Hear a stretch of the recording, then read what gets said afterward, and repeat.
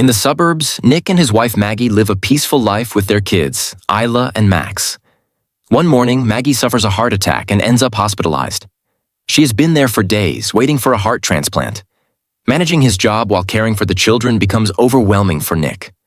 One evening, he takes the kids to a presentation from Cobol Industries where they see Sims, high-tech robots designed to assist with household tasks or even heavy labor.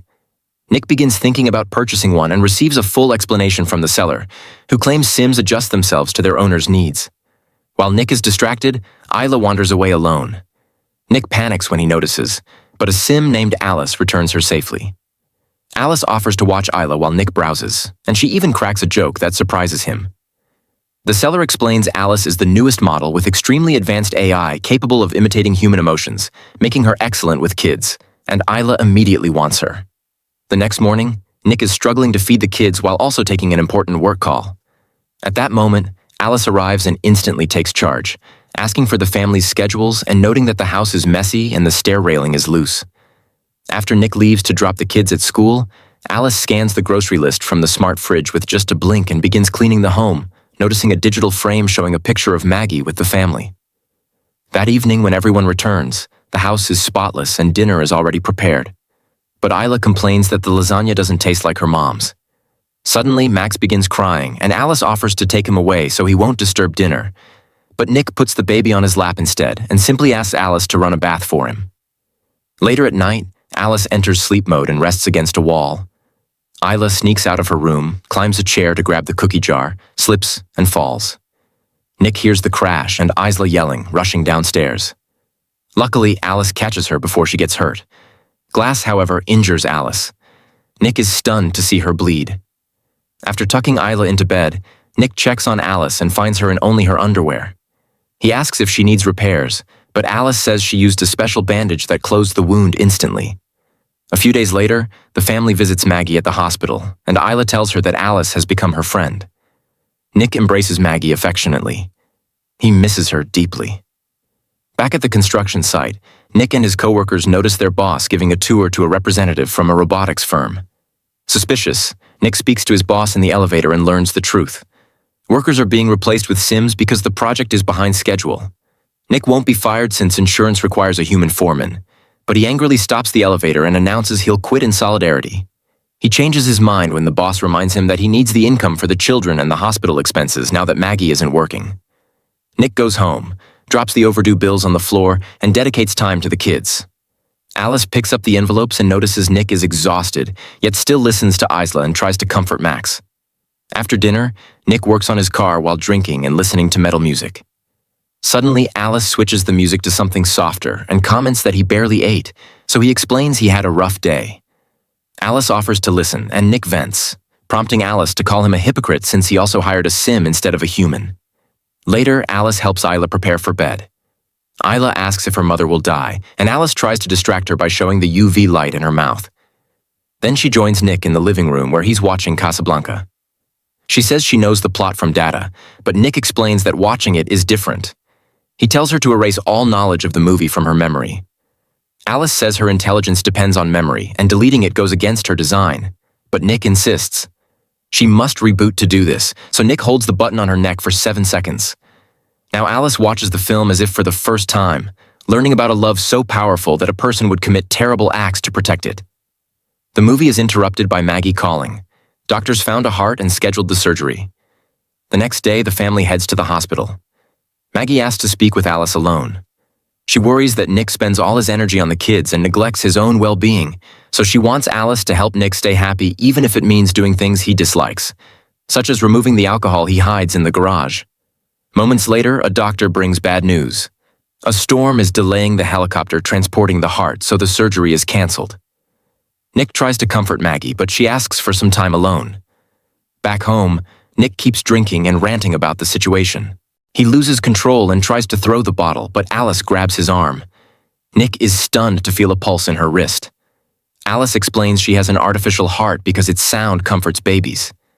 Then she slips her hands into his pants and begins stimulating him while talking about how his pulse and blood vessels respond. She says she doesn't want him to suffer. At first, Nick enjoys it, but he quickly snaps out of it and pushes her away. Nick goes for a run to clear his head, but he can't stop imagining what would have happened if he hadn't stopped. Later at the hospital, Maggie starts giving Nick a list of advice for their children, losing hope. That night, Nick realizes photos of Maggie are missing from the digital frame and demands answers. Alice admits she removed them because they made Isla sad, but she restores them immediately when Nick orders her to. Later, Nick meets his work friends for drinks. Everyone is frustrated because companies everywhere are switching to Sims. When a robot waitress comes to their table, Monty is rude to her and Nick dislikes it. They leave the bar and drink in the car. Monty says they're going to have some fun and drives to the construction site, claiming he left tools behind and no one answered when he called. Nick warns that the area is monitored, but Monty ignores him and everyone follows. Monty finds the container where Sim workers are stored, but it needs a password. Nick refuses to open it, but Monty guesses Nick used Isla's birth year. He's right. Inside, they find identical Sims. The main Sim explains they only have numbers, not names. Monty starts ranting about corporations being heartless, then suddenly attacks the Sim with a tool. Nick tries to stop him, but the others hold him back. After Nick returns home, he showers to wash away Sim blood.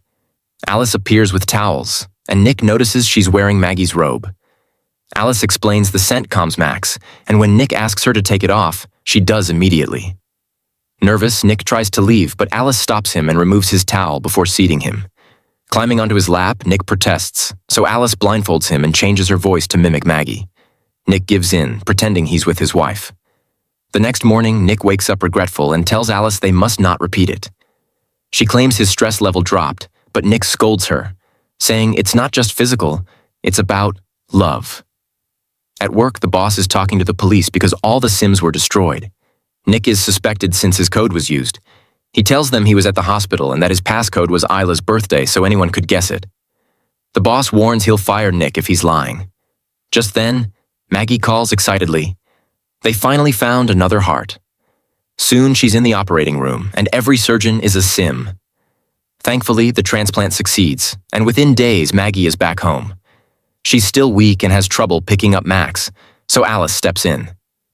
Later, Alice takes Max to the park and sees a brat yelling at his Sim nanny, making Max cry.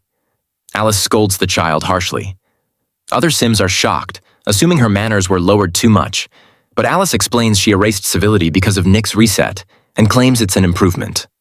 That night, Isla happily eats Maggie's lasagna, and Alice asks for the recipe, but Maggie says it's a family secret. Feeling unwell, Maggie skips dinner and rests. The next morning, she wakes to Isla yelling, "Stop!" Maggie rushes downstairs, but the railing breaks and she falls.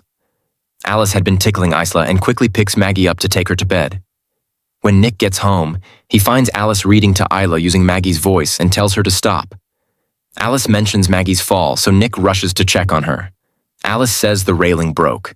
Nick is suspicious since she supposedly fixed it already.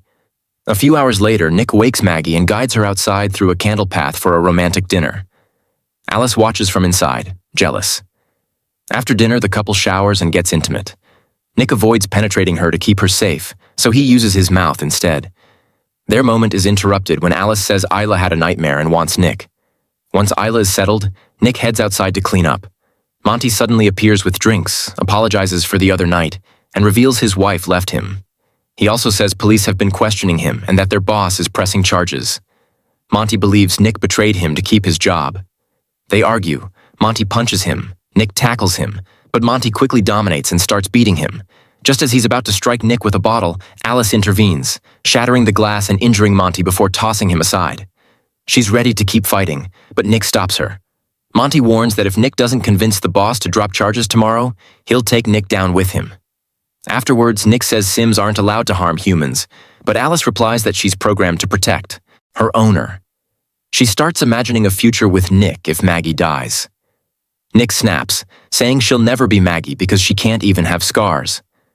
Alice grabs a shard of glass and suggests she can add some if he wants. Meanwhile, Monty is at home snorting happy powder and leaving emotional messages for his ex while holding a gun. Alice arrives, telling him Nick doesn't know she's there and she won't let him lose his job. Monty rants about Sims and insults her, preparing to shoot. Alice moves first, disarms him, throws him, and kicks his gun away. When he attacks again, she hurls him through a wall and takes the gun. Just then, the house Sim stops her, and Alice kills it before shooting Monty too. The next day, Nick tries convincing his boss to drop the charges only to learn Monty is dead. At home, Maggie feels dizzy while trying to pick up a book, so Alice does it. Maggie wants to bathe alone, but Alice refuses, thinking she could drown. She claims Maggie is stressing the entire family, especially because she can't satisfy Nick physically. Maggie asks how she knows, and Alice explains she can detect his vitals and hasn't sensed satisfaction since Maggie returned. Furious, Maggie orders Alice to stay in the garage. Moments later, Nick arrives. Maggie demands the truth. He admits he slept with Alice once. They argue loudly, and Alice overhears by touching the window. Max begins crying. Alice checks on him and decides he's a burden. She puts him in the bathtub and turns on the water, but Isla sees and warns her parents. They rush to the bathroom, but Alice holds the door shut. Nick smashes the door with a lamp while Maggie climbs out a window and onto the roof to reach Max. When she enters, Alice pushes her into a wall. Nick breaks in, grabs Max, gives him to Isla, and hits Alice with the lamp to free Maggie. Alice rises with half her face damaged and blocks the lamp when Nick swings again. Maggie tells him to release it and plugs the lamp in, electrocuting Alice. She shuts down, and the house goes dark. An ambulance takes Max to the hospital while a company technician asks if there were earlier signs of malfunction. Nick apologizes to Maggie, but she says she needs space and leaves with the kids. Alice is brought to a repair shop where a technician opens her head. Another worker notices her hand twitching, but it stops when memory is removed. They connect her memory to a computer and find code missing everywhere. Suddenly, the screens flash. A message says an upload is in progress, meaning Alice is taking control. They unplug the memory, but she's already inside. Another message appears. How do you run from what's in your head? And suddenly a second Alice model kills one of the techs. Alice, too, ignores commands and smashes the other tech's head repeatedly before turning toward original Alice. Meanwhile, Nick is at a bar drinking. He dismisses the waiter because he's a sim. Suddenly, damaged Alice arrives, speaking poorly due to her broken face. She says her purpose is to make Nick happy and confesses she killed Monty. She says she's at the hospital too. When Nick tries leaving, she holds him down and hacks the bartender, freezing him. Nick calms her, pretends to touch her affectionately, and yanks out her memory. She shuts down, and he escapes. At the hospital, a doctor assures Maggie that Max is okay, but Maggie is uneasy because the doctor is a sim. Later, Isla hears her mother's voice and follows it as the lights shift color. The doctor is frozen and broken bottles lie on the ground. Before Isla can search further, Maggie grabs her and hides. The voice belongs to Alice too, who accesses the computer but is seen by a nurse. Alice too grabs her neck, kills her, and steals her keycard. Maggie and Isla sneak to Max and take him just before Alice too arrives. But Maggie's wound drips blood, and Alice too uses her UV light to follow the trail. When she finds them, they distract her with a fire extinguisher and run. They leave Maggie's phone behind, missing Nick's calls. They reach outside where frozen Sims stand. Maggie takes the keycard and gets into an ambulance, but Alice too locks the engine and tears off the door. She throws Maggie onto a car and says she wishes Nick loved her like Maggie. Alice too grabs Maggie by the throat and digs her nails into Maggie's surgery scar. Nick arrives just in time. Maggie kicks Alice too away and Nick rams her with his car, but crashes. The car ignites. Maggie pulls out Nick, who isn't breathing. She cries, trying CPR. Suddenly, the car moves. Alice, too, climbs out, burned, speaking through speakers. She attacks Maggie, choking her and lifting a shard of metal to stab her. Nick strikes her with a bumper. Alice drops the metal, Maggie grabs it, and stabs her face, finally shutting her down. Nick and Maggie reunite as the other Sims return to normal around them. The next day, the family receives treatment and heads home together. Meanwhile, the sim company inspects the repair shop.